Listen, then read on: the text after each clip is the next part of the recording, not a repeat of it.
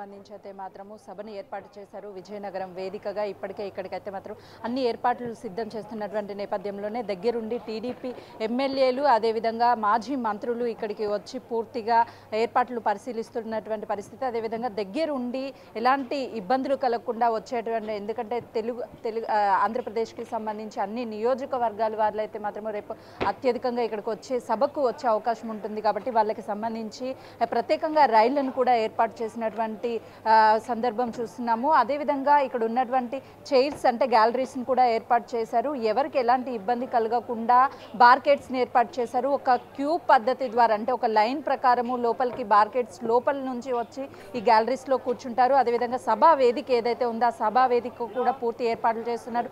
సభా వేదిక మీద అటు చంద్రబాబు నాయుడు అదేవిధంగా జనసేన పార్టీకి సంబంధించిన అధ్యక్షుడు పవన్ కళ్యాణ్, యువ నాయకుడు నారా లోకేష్తో పాటు టీడీపీ పెద్దలు అదేవిధంగా జనసేన పార్టీకి సంబంధించినటువంటి పెద్దలు ఇదే సభా వేదిక మీదుగా రానున్న ఎన్నికలకి సంబంధించి మేనిఫెస్టో కావచ్చు, అదేవిధంగా ఎన్నికల శంఖారావం కూడా పూరించబోతున్నట్లుగా కూడా ఈ సభ ఏర్పాట్లు ఉన్నాయి. ఇప్పటికే సభకి సంబంధించి అటు లైట్స్ని అదేవిధంగా స్క్రీన్స్ని ఏర్పాటు చేసినటువంటి సందర్భం కూడా మనం చూడవచ్చు.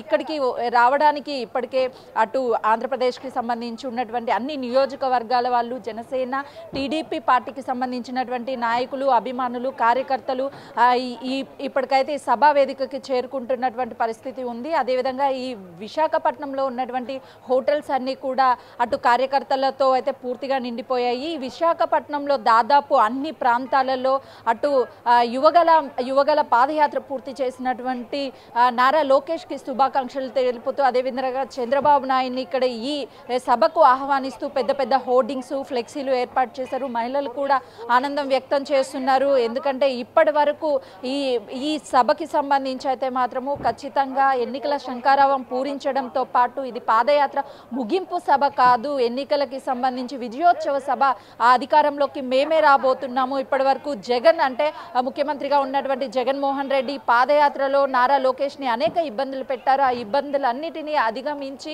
పాదయాత్రని ఏ విధంగా సక్సెస్ చేశారో అదేవిధంగా